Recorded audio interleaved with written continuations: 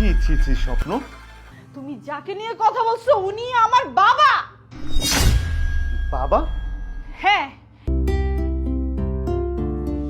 বৌমা, মা আপনি? হ্যাঁ আমি। তোমার রুচি দেখে ঘেন্না হচ্ছে। শেষ পর্যন্ত একটা দারোয়ানের সাথে তোমার সম্পর্ক হয়েছে। ছি ছি ছি। মা আপনি সব কি বলছেন? আপনার কোনো ধারণা আছে যে আপনার ছেলের বউকে আপনি কি বলছেন? আমি কি বলছি না, আজকে আমি নিজের চোখে দেখেছি বলে আমি কি বলছি এগুলো ধারণা নাই। আমি আজকে মুন্নার কাছে সবকিছু বলে দেব। মা আমার কথাটা শুনুন, আপনি যা ভাবতেছেন। তোমার কোনো কথা আমি শুনবো না, সবকিছু মুন্নাই শুনবে। আমি এক্ষুনি মুন্নার কাছে গিয়ে তোমাদের কুকীর্তির কথা সব বলে দেব।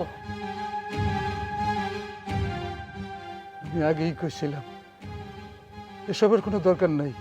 এখন যদি তোমার সংসারটা ভেঙে যায়, ভেঙে গেলে যাবে, আমি এসবের পরোয়া করি না। লুকিয়ে লুকিয়ে এসব করার দরকার কি? তোমার সংসারটা ভেঙে গেলে আমি নিজেকে নিজে ক্ষমা করতে পারবো না। তুমি শুধু শুধু নিজেকে কেন দোষারোপ করছো? হ্যাঁ, তোমার কোনো দোষ নেই। আমি তোমাকে ভালোবাসি, কে কি বললো না বললো সেটা দেখার বিষয় আমার না। চলো ঘরে চলো।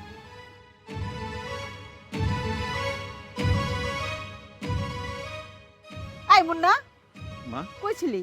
আমি একটু সুমনদের বাড়িতে গিয়েছিলাম। সুমনদের বাড়িতে? বাড়িতে নতুন বউ রেখে সুমনদের বাড়িতে তুই কি করছিস? কেন, কি হয়েছে? কি হয়েছে না? তোর বউ দারোয়ানের সাথে ইটিস পিটিস করছে। এগুলো আমার বলতেও লজ্জা লাগছে, ঘেন্না লাগছে। মা তুমি এসব কি বলছো? হ্যাঁ আমি ঠিকই বলছি। তুই বাড়িতে নেই, আমিও বাড়িতে নেই। আমি গিয়ে দেখি আমার আমার মাথায় কোনো কিছু কাজ করছে না। আচ্ছা ঠিক আছে মা, তোমার কথা যদি সত্য হয় আজকে স্বপ্নের সঙ্গে আবার শেষ বোঝাপড়া আছে। চলো আমার সঙ্গে বাড়িতে। চল। সকাল থেকে কিচ্ছু খাওয়া হয়নি, নাও আমি তোমাকে নিজ হাতে খাইয়ে দিচ্ছি। ছি ছি ছি স্বপ্ন, তাহলে মা যেটা বলেছিল সত্য কথাই বলেছিল। মা যদি আজকে আমাকে না বলতো না তাহলে আমি বিশ্বাসই করতে পারতাম না তুমি এত নীচ, এত জঘন্য, এত খারাপ।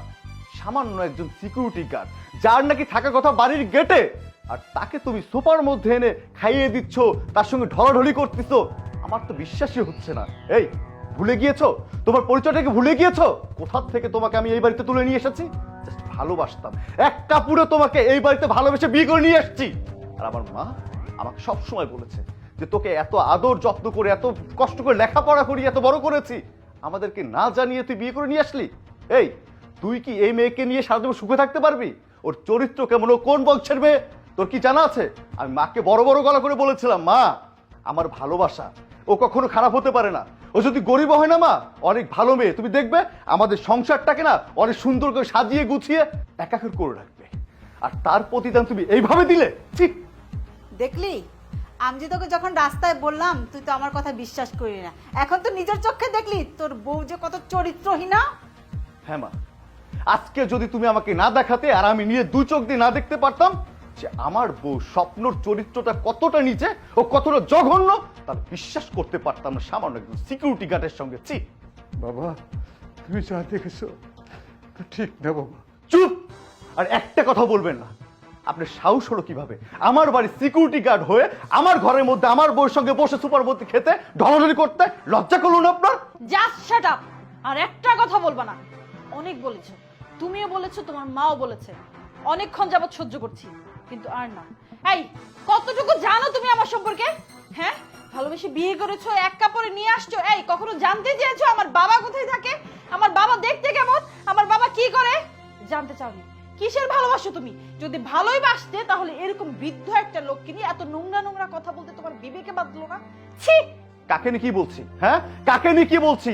আমি জানি যে একজন সিকিউরিটি গার্ডকে নিয়ে কথা বলছি আর তার সঙ্গে তোমার একটা খারাপ সম্পর্ক আছে।